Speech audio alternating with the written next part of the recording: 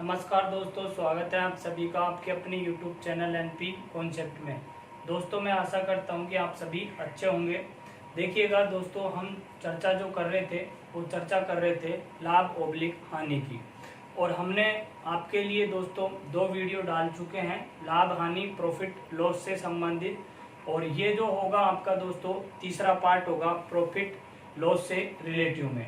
तो देखेंगे दोस्तों, एक एक टाइप टू टाइप में आपको सारे सवालों की, हर तरीके के सवाल की मुलाकात करवा रहा हूँ। और अब हम नेक्स्ट टाइप के सवालों पे चलते हैं। पार्ट तीसरा है प्रॉफिट लॉस से संबंधित। लेकिन अगर आप हमारे YouTube चैनल पर दोस्तों नए हैं तो चैनल को सब्सक्राइब करें और ज़्यादा से ज़्यादा अपने यार दोस्तों को बताएं दोस्तों। ठीक है, तो शुरुआत कर रहे हैं पहले सवाल की। तो पहले सवाल के अंतर्गत दोस्तों लिखा हुआ है कि एक दुकानदार 10 पेन और 5 पेंसिल कुल मिलाकर 500 रुपए में खरीदता है। यदि वह कलम को 10% लाभ पर और पेंसिल को 15% हानि पर बेचता है। देखेंगे दोस्तों, हम शुरुआत कर रहे हैं पहले सवाल की। पहला सवाल आपके पास में स्क्रीन पे है। पहले सवाल में लिखा हुआ है कि एक दुकानदार 10 पेन और 5 पेंसिल कुल मिलाकर 500 रुपए में खरीदता है। देखो दोस्तों, यहाँ पे हमारे पास में है 10 और 10 तो है पेन। क्या है दोस्तों, 10 पेन है और 10 पेन प्लस में 5 पेंसिल। 5 पेंसिलों को वो बंदा जो है वो 500 रुपए में क्या करता है, खरीदता है। फिर आगे लिखा हुआ है हमारे पास में कि कलमों को 10% लाभ पर और पेंसिलों को 15% लाभ पर। जो कलम यानी कि जो पेन है हमारे पास में पेन, और ये हमारे पास में दोस्तों पेंसिल। ये क्या है हमारे पास में, पेंसिल। तो पेनों को तो जो बेच रहा है वो बेच रहा है दोस्तों 10% लाभ पर और पेंसिलों को 15% हानि पर। तो 10% ये हो गया लाभ और ये 15% हो गया दोस्तों हमारे पास में ये हो गया हानि। इसी प्रकार से ऐसा करने से उसे कुल यानी कि पूरे सौदे पर 25 रुपए का लाभ होता है। तो ज्ञात करें प्रत्येक पेन और पेंसिल का मूल्य क्या होगा। तो देखिएगा दोस्तों कि ऐसा मतलब कि पेन को 10% लाभ पर और पेंसिल को उसने 15% हानि पर बेचा है, तो उसे कुल पर 25 रुपया का लाभ होता है। तो अब आप यहाँ देखेंगे कि हमारे पास में ऐसा दिया होता कि कुल पर 25% लाभ होता है तो हम 25 यहाँ लिख देते, लेकिन वहां रुपए हैं, लेकिन यहाँ पे क्या आएगा परसेंट, क्योंकि हमें दोनों की यूनिट मतलब तीनों की यूनिट समान होनी चाहिए। यहाँ पे हमारे पास में 15% है और यहाँ पे 10% है। तो यहाँ पे रुपए तो रखान आ ही नहीं सकते। कब रखान आएंगे, जब तक हमारे पास में तीनों यूनिट समान नहीं होंगी। तो देखेंगे 25 रुपया मिला हमको, किस पे मिला है दोस्तों, 500 रुपए पे। तो गुणा में कितना हो गया 100। बीच का मिश्रण निकाल रहे हैं, बीच की परसेंट निकाल रहे हैं। 2 जीरो से 2 जीरो, 5 से कितना 5%। यानी कि मैं ये कह सकता हूं कि कुल पर 5% का क्या हुआ, लाभ। तो दोस्तों कुल पर 5% लाभ हुआ तो 10 में से 5 जाएंगे तो 5 बचेंगे और ये माइनस के हैं और ये क्या है प्लस के। तो ये क्या हो जाएंगे हमारे पास में 20। 5 1 और 5 कितना हो गया दोस्तों 4। ये बात आपको समझ में आ रही होगी। अब आप यहाँ देखें कि 4 और 1 कितना हो गया हमारे पास में 5, यानी कि 4 और 1 5। 5 यूनिट जो है, 5 यूनिट जो बराबर में है दोस्तों वो कितने के हमारे पास में 500 के। तो 1 यूनिट का मान हमारे पास में कितना आएगा 100। तो हमें अगर 4 का मान ज्ञात करना है तो 100 गुना कितना होगा 4। तो मैं ये कह सकता हूं कि जो हमारे पास में दोस्तों पेन है, तो पेन का जो सीपी है, पेन जो है वो उसका जो सीपी है यानी कि 100 गुणा में कितना 4 बराबर में कितना हो गया दोस्तों 400 रुपए। और अगर बात करें हमें पेंसिलों की, तो पेंसिलों की जो संख्या होगी हमारे पास में, पेंसिलों की जो संख्या होगी वो होगी पेंसिलों का जो क्रयमूल्य होगा वो होगा हमारे पास में 100 गुणा में कितना है 1 बराबर में कितना होगा दोस्तों 100। तो आप यहां देखेंगे कि अगर मैं यानी इसने बोला है हमें कि प्रत्येक पेन का मूल्य क्या होगा, तो हमारे पास में पेन कितने हैं 10। अगर 400 रुपए में मैं 10 का भाग दूं दोस्तों हमारे पास में, तो मेरे पास में कितना आएगा निकल के 40 रुपया का एक पेन है। और अगर मैं 100 में कितने का भाग दूं 5 का, तो यहां से मैं ये कह सकता हूं कि 20 रुपए में एक पेंसिल खरीदान आएगी हमारे पास में। ठीक है, तो इसी तरीके से अच्छा सवाल था दोस्तों। एक पेन का मूल्य 40 रुपया और एक पेंसिल का मूल्य कितना 20 रुपया। ठीक है, लेते हैं दोस्तों नेक्स्ट सवाल देखेंगे।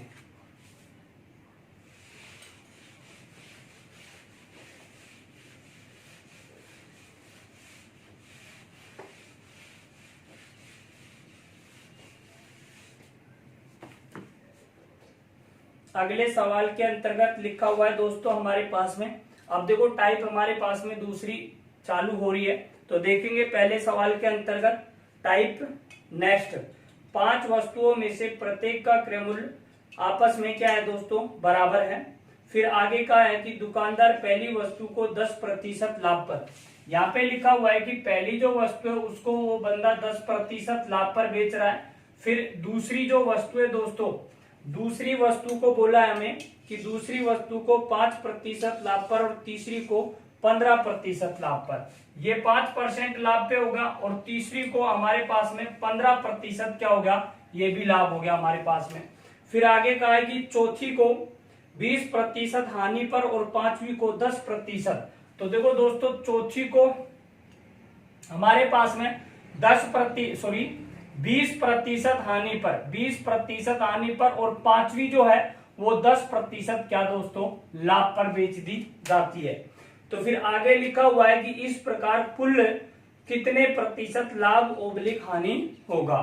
तो हमें देखो यहाँ पे हमारे पास में या तो आप इस तरीके से समझ सकते हैं कि मान लो क्रय मूल्य वस्तु का 100 रुपया है, मान लो क्रय मूल्य वस्तु का कितना है 100 रुपया, तो भाई 10% लाभ पे बिकेगी तो हमारे पास में कितना होगा 110 ये हो जाएगा, फिर 105 ये हो जाएगा, 115 ये हो जाएगा और यहाँ से ये कितना 80 ये हो जाएगा और 110 ये हो जाएगा। क्यों?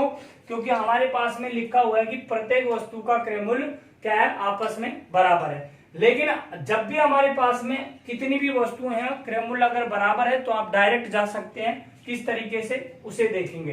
क्योंकि देखो पहली वस्तु का 10% लाभ है हमारे पास में, तो ये क्या हो गया हमारे पास में प्लस का 10%, यानी कि हम मतलब प्रॉफिट हो रहा है, हमें लाभ हो रहा है। और जब लाभ होता है हमारे पास में तो हमारे पास में जब आय ज्यादा होगी तो ही तो हमारे पास में ज्यादा लाभ होगा उसी तरीके से।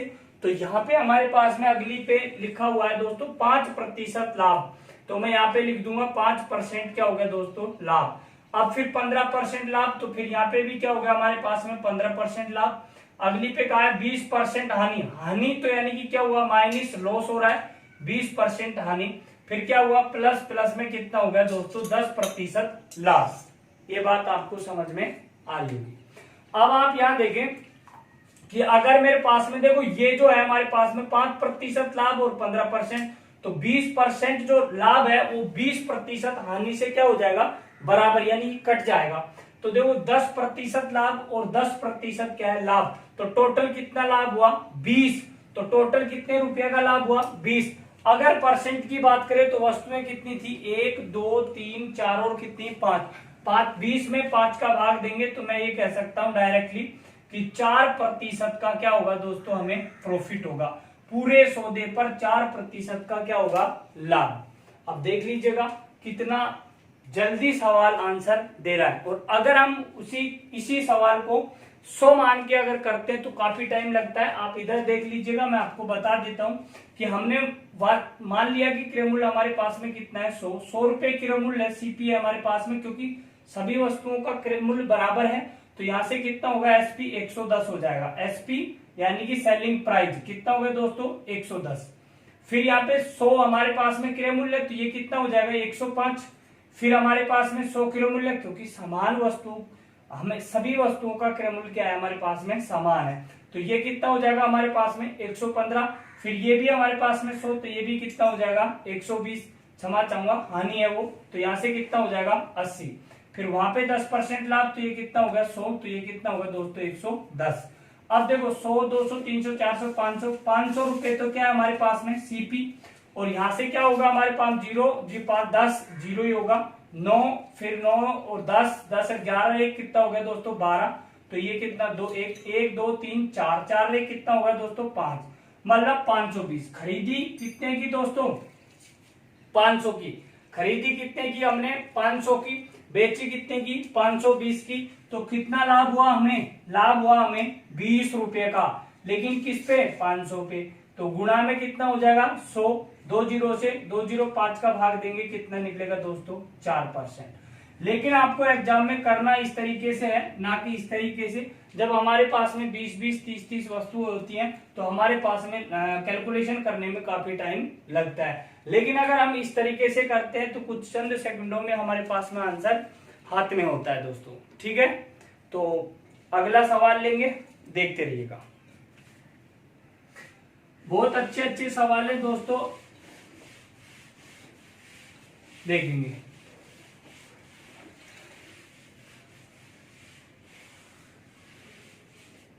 अगले सवाल के अंतर्गत लिखा हुआ है दोस्तों हमारे पास में कि 6 वस्तुओं में से प्रत्येक का क्रयमूल्य आपस में बराबर है। पहली वस्तु को 5% लाभ पर, दूसरी को 15% लाभ पर।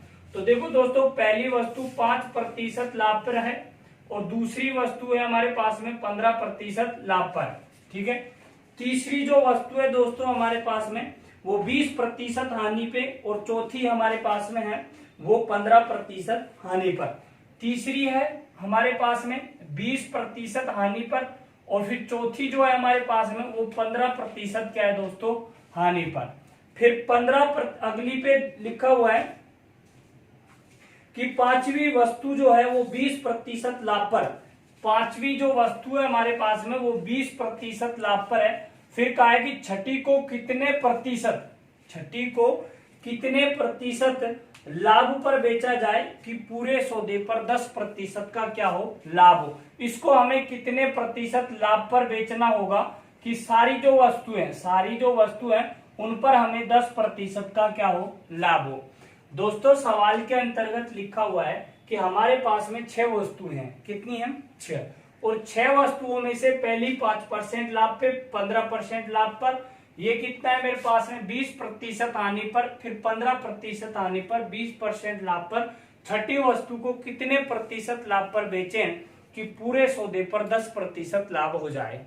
अब आप बात समझने की कोशिश करें कि 5% हमारे पास में लाभ है पहली वस्तु पे, दूसरी पे कितना है 15% लाभ है हमारे पास में, तीसरी पे क्या है हमारे पास में 20% हानि है हमारे पास में, और 15% फिर हानि है हमारे पास में। फिर आगे 20% लाभ दिया हमें, फिर बोला छठी वस्तु को कितने लाभ पर, तो यानी क्या होगा प्लस पर, तो प्लस कितना होगा x मान लिया छठी का बराबर में। अब आप एक बात बताइए कि सारी वस्तुओं पर 10% लाभ हो, जब एक वस्तु 10 पे बिकेगी 10% लाभ पर, तो 6 वस्तुओं का जो लाभ होगा हमारे पास में वो कितना होगा 6 गुणा में 10 बराबर कितना 60 रुपया का लाभ होना चाहिए। कितने का होना चाहिए दोस्तों 60 रुपया का।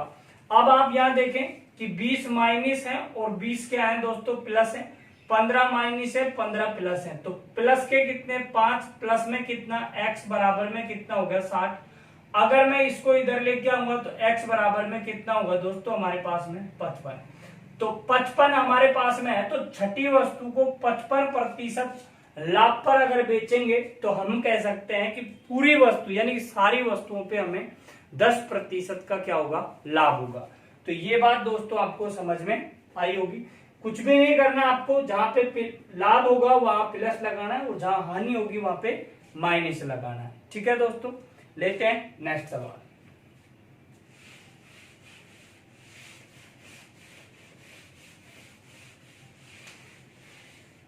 देखो अगला सवाल इससे भी अच्छा है, देखते रहिएगा। एक दुकानदार 30 वस्तुओं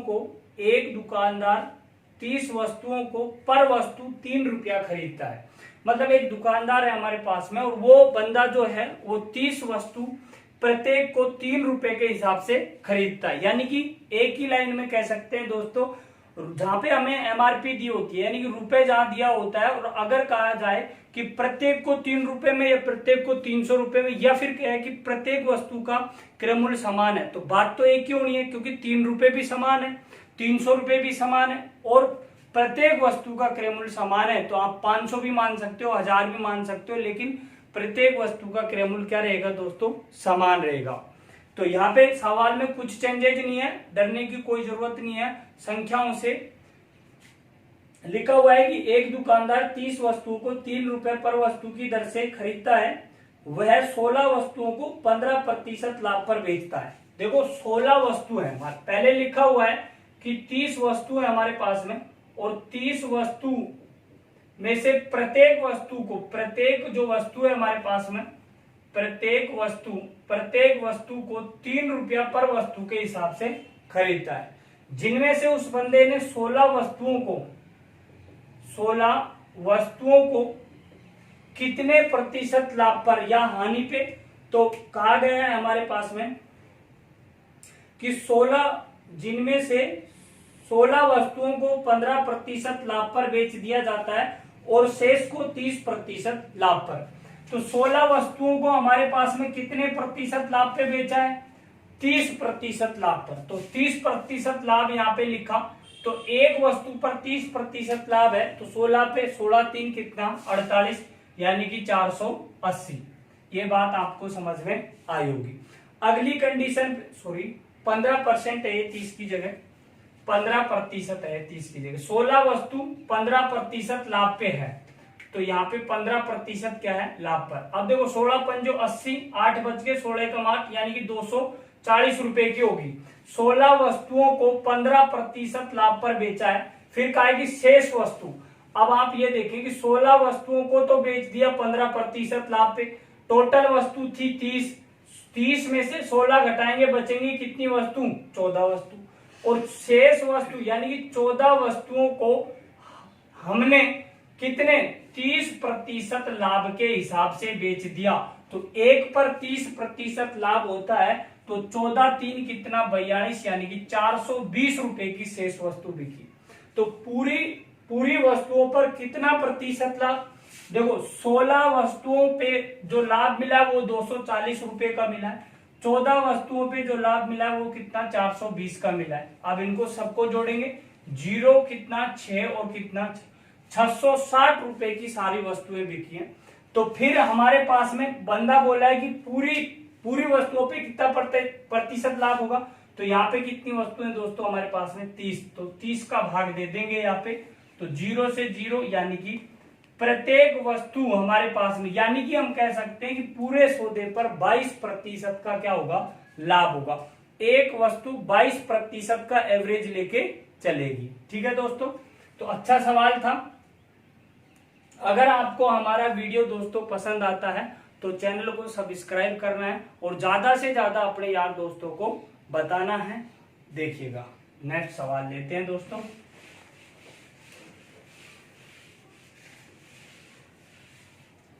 नेक्स्ट सवाल के अंतर्गत लिखा हुआ है दोस्तों हमारे, लेते हैं दोस्तों नेक्स्ट सवाल देखेंगे।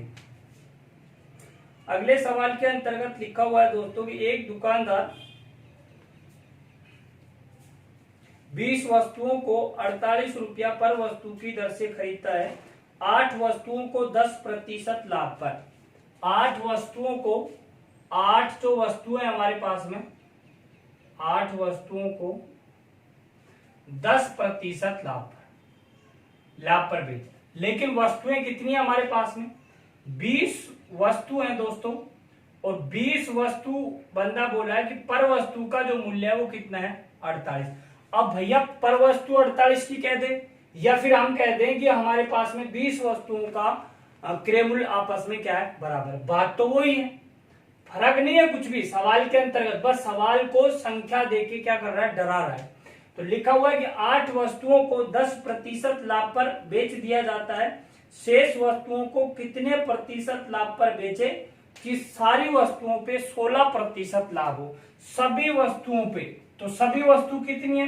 20 वस्तुएं दोस्तों, कितनी है? 20 वस्तु। सभी वस्तुओं पे हमें कितना प्रतिशत लाभ होना चाहिए? 16%।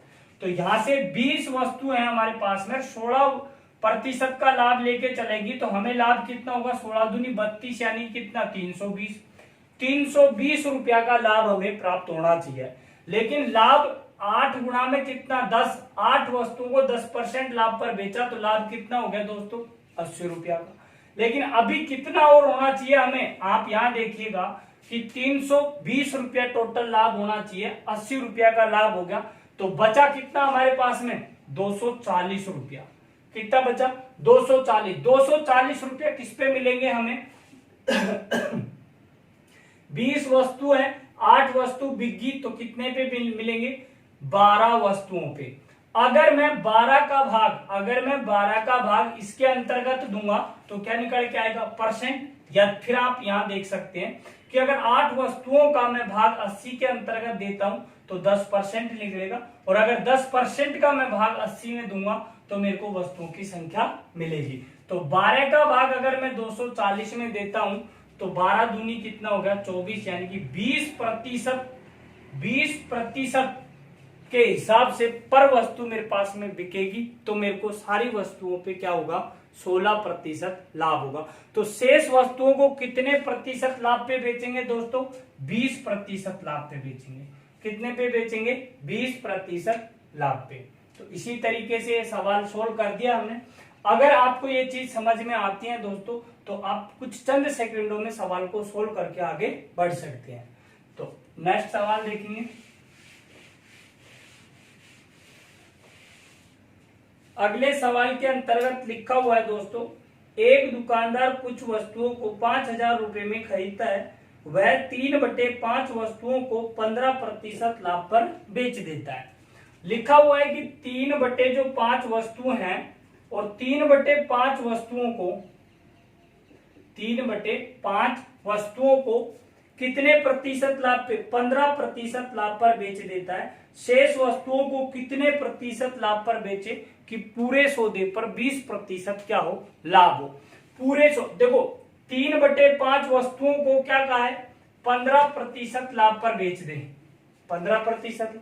भैया शेष वस्तुओं को कितने प्रतिशत लाभ पे बेचे कि सभी वस्तुओं पे कितना प्रतिशत लाभ होना चाहिए? सभी वस्तुओं पर हमें 20% लाभ होना चाहिए। तो 20% लाभ होना चाहिए सभी वस्तु, और सभी वस्तु कितनी है हमारे पास में? 5।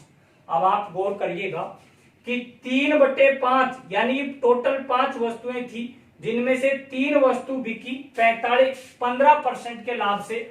तो 3 वस्तु, एक पे 15 लाभ है तो 3 पे कितना होगा? 45 रुपए का लाभ होगा। कितने का होगा? 45 का। जब टोटल 5 वस्तु थी हमारे पास में, जिनमें से 3 बिक गई तो बची शेष कितनी हमारे पास में दोस्तों? 2 वस्तु बची, और 2 वस्तु बची हमारे पास में, 45 रुपए का लाभ हुआ। लेकिन यहाँ पे सभी वस्तु कितनी हमारे पास में? 5, और 5 गुणा 20 तो हमें रुपया कितना चाहिए लाभ के लिए? 100 रुपया। कितना चाहिए? 100 रुपया लाभ के लिए चाहिए, जिनमें से 45 रुपया हमें प्राप्त हो चुका है। लेकिन शेष वस्तुओं पर अब कितना रुपया कमाना पड़ेगा हमें? 100 माइनस 45 तो कितना दोस्तों? 55। और अगर मैं 2 वस्तुओं का 55 में भाग दे दूं तो मेरे पास में निकलेगा दोस्तों यहाँ पे 27.5, यानी कि 27.5% के हिसाब से शेष वस्तु अगर बिकती है तो मेरे को 55%, मैं ये कह सकता हूं कि सारी वस्तुओं पर 20% का क्या मिलेगा? लाभ मिलेगा। ठीक है दोस्तों, अगर इन्हीं सवालों को हम मेथड से करने लग जाएंगे तो आपको काफी टाइम लगेगा। तो ये चीज आपको सीखना जरूरी है, और आपको मैं आशा करता हूं कि आपको ये चीजें समझ में आ रही होंगी। अगला लेते हैं।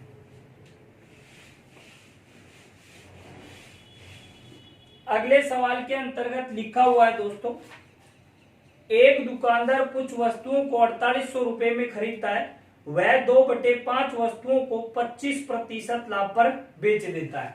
4800 रुपए में खरीदिए कुछ वस्तु, जिनमें से 2/5 वस्तुओं को 25%, 2/5 वस्तुओं को 25% लाभ पर बेचता है। कितने पे? 25। तो मैं ये कह सकता हूं टोटल 5 थी, जिनमें से 2 बिक गई 25% के लाभ के हिसाब से, तो यानी कि 25 दूनी 50 रुपया लाभ हो गया। फिर आगे क्या कहा है उसने? जितना पढ़ना है उतना ही आपको सोल्व करना है, उससे आप बहुत फास्ट तरीके से सवाल को सोल्व कर सकते हैं। फिर कहा गया हमारे पास में कि तो शेष को कितने प्रतिशत लाभ पर बेचे? शेष वस्तुओं को कितने प्रतिशत लाभ पर बेचे कि पूरे सौदे पर 19% लाभ हो? तो पूरे सौदे पर 19, तो पूरा सौदा कितना है? 5 वस्तुएं हैं और 19% का लाभ होना चाहिए हमें। तो 19% का लाभ, तो 19 गुणा 5 तो कितने होंगे दोस्तों?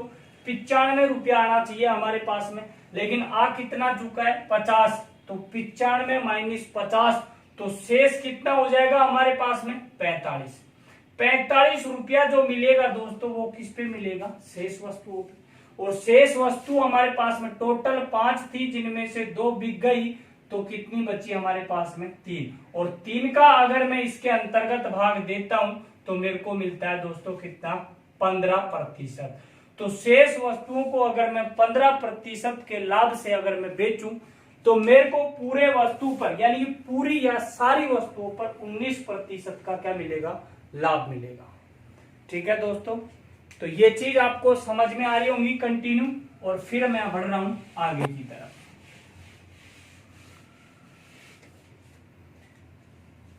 देखें दोस्तों, आगे लिखा हुआ है सवाल के अंतर्गत, एक दुकानदार कुछ वस्तुओं को 4500 रुपए में खरीदता है। उसने 1/3 वस्तु को 10% हानि पर, 1/3, देखो रुपए से कोई मतलब नहीं है हमें, 1/3 वस्तुओं को 10% हानि पर बेचा, माइनस का चिन्ह है, 10% हानि पर, तो मैं ये कह सकता हूं कि -10, 10 गुणा में 1, तो माइनस के 10 रुपये का क्या हो गया, नुकसान हो गया। फिर आगे क्या कहा गया है, आगे लिखा है कि वस्तुओं को 10% हानि पर बेचता है, तो शेष को कितने प्रतिशत लाभ पर बेचे, कि पूरे सौदे पर हमें 20% लाभ हो। पूरे सौदे पे क्या होना चाहिए, 20%। तो पूरा सौदे का मतलब कितना है, 3 वस्तु, तो 3 जब वस्तुएं हैं हमारे पास में दोस्तों, कितनी वस्तुएं, 3 वस्तुएं, 20% लाभ अगर कमाना चाहे तो हमें कितना रुपया आना चाहिए घर में, हमारे पास में 60 रुपया का लाभ होना चाहिए। कितने का होना चाहिए, 60 रुपया का लाभ होना चाहिए। लेकिन भैया 10 रुपए का तो हम नुकसान पहले ही खा चुके हैं।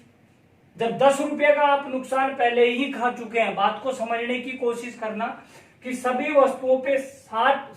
वस्तुओं पर 20% लाभ होना चाहिए, यानी कि 60 रुपया हमारे पास में बचत होनी चाहिए, प्रॉफिट होना चाहिए।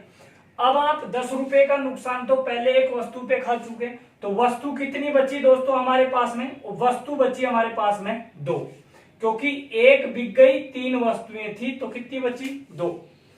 अगर अब हमारे पास में देखो, यहां से अगर आपने माइनस किया तो समझने की कोशिश कीजिएगा, अगर मैं 60 में से 10 अगर घटाता हूं तो कितना बचेगा, 50, और 50 में अगर मैं 2 का भाग दूंगा तो कितना निकलेगा मेरे पास में, 25।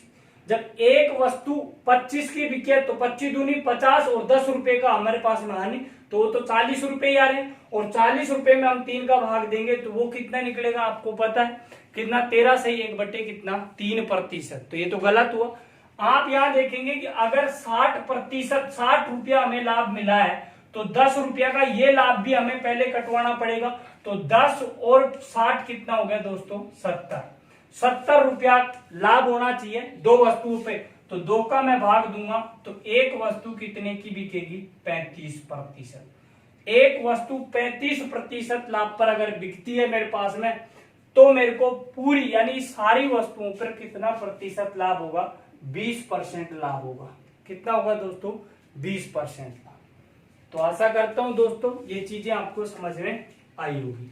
अगला सवाल देखेंगे,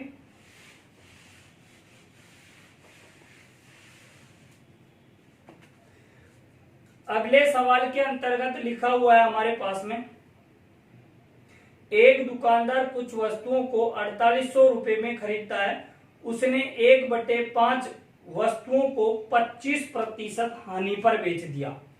1/5 वस्तुओं को 25% हानि पर बेच दिया, यानी कि -25 रुपए की उसको क्या होगी, हानि होगी दोस्तों।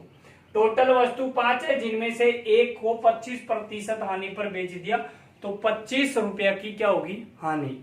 फिर आगे लिखा हुआ है दोस्तों कि शेष को 37 सही 1/2% लाभ पर बेचता है, तो पूरे सौदे पर लाभ ओब्लिक हानि प्रतिशत क्या होगी।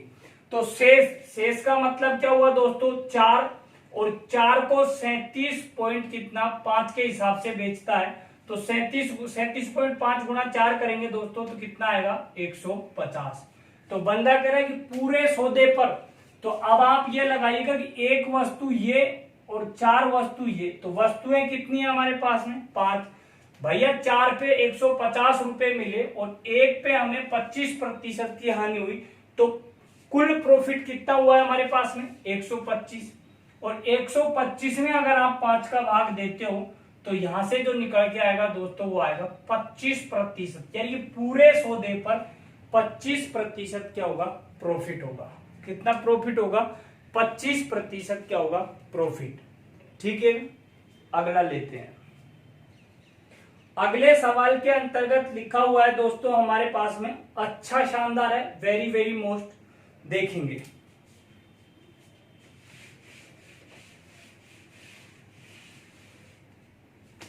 अगले सवाल के अंतर्गत लिखा हुआ है, एक दुकानदार अपनी वस्तुओं का 1/3 भाग 15, यहाँ पे लिखा हुआ है कि 1/3 भाग वस्तुओं को 15% लाभ पर बेच रहा है।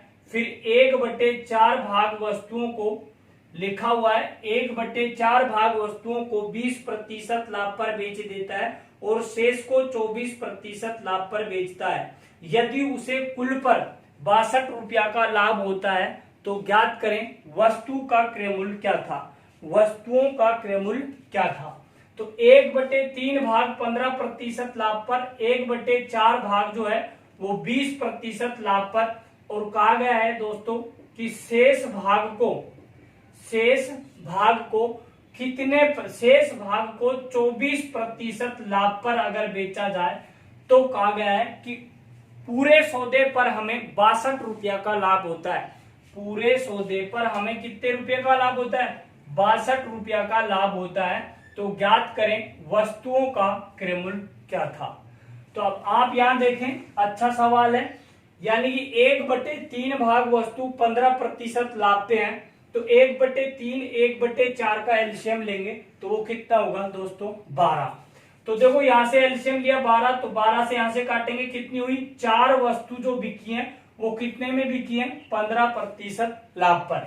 फिर यहाँ पे 12 एलसीएम है हमारे पास में, तो 4 से काटेंगे कितना 3, तो 3 गुणा कितना होगा 60, तो 1/4 की वैल्यू खत्म है। तो अब मैं ये कहूंगा डायरेक्टली कि 3 वस्तु 20% के लाभ से। अब देखो 3 और 4 कितना 7, 12 एलसीएम आया, टोटल मान लिया, माना 12 वस्तुएं थी हमारे पास में, जिनमें से 7 बिक गई, तो शेष कितनी बची हमारे पास में दोस्तों 5 वस्तु, और 5 गुणा में कितना 24%, तो हमारे पास में क्या होगा लाभ। देखिएगा भैया 4 वस्तु हमारे पास में है और 4 वस्तुओं को हमने एक वस्तु को 15% लाभ पर बेचा है, तो कितना रुपया होगा 15 चौको 60 रुपया।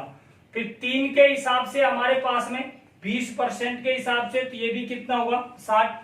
फिर बची शेष कितनी 5 वस्तुएं, और एक वस्तु 24% पे बिक रही है, तो सभी कितने 5 वस्तु कितने की होंगी 120 की।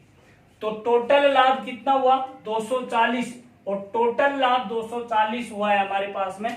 तो पूरे सौदे पर कितने प्रतिशत लाभ होगा, तो वस्तुओं की जो संख्या थी हमारे पास में वो कितनी थी दोस्तों 20, लेकिन कहा गया हमारे पास में 12 थी, सॉरी। तो कहा गया हमारे पास में कि पूरे सौदे पर कितने रुपया का लाभ होता है हमारे पास में, तो पूरे सौदे पर लाभ होता है कितना 62 रुपया का, लेकिन यहां लाभ कितना हो रहा है हमारे पास में 240 रुपए का। कितने का हो रहा है दोस्तों 240। अगर मैं 240 रुपए में कितनी वस्तुओं का भाग दूं 12 का, तो मैं ये कह सकता हूं कि पूरे सौदे पर 20% का क्या हुआ है दोस्तों लाभ। पूरे सौदे पर 20% लाभ हुआ है। उधर हमारे पास में पूरे सौदे पर 62 रुपया का लाभ हुआ है, तो मैं ये लिख सकता हूं 62 बटे में 62 की वैल्यू कितनी हुई 20%, गुणा में कितना होगा दोस्तों 100। 20 1 और 20 कितना 5, 5 दूनी 10, 1 5 6 की 30 और 1 31, यानी कि वस्तुओं का क्रय मूल्य कितना था 310 रुपया। वस्तुओं का क्रय मूल्य कितना होगा 310 रुपया। वेरी वेरी मोस्ट अच्छा सवाल है और एक बार ये सवाल पूछा जा चुका है। ठीक है, लेते हैं अगला सवाल, इसी तरीके से होगा।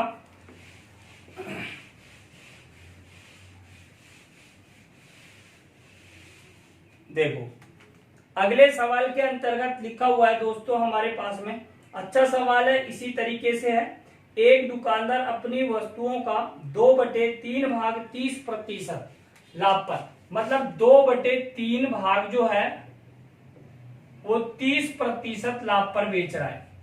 फिर आगे कहा गया है दोस्तों 1/4 वस्तुओं को 16% लाभ पर, 1/4 भाग वस्तुओं को 16% लाभ पर। फिर आगे कहा है दोस्तों शेष वस्तुओं को 12% लाभ पर। तो यहाँ पे कहा है शेष वस्तुओं को 12% लाभ पर। ऐसा करने से कुल पर 750 रुपए का लाभ होता है। यानी कि पूरे सौदे पर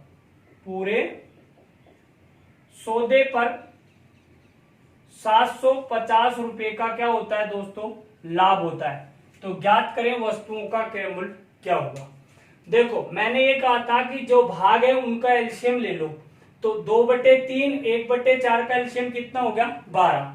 अब 2/3 का 12 निकालेंगे, 2/3 मतलब 12 का 2/3 ऐसे कह लो, या फिर 2/3 गुणा में कितना 12।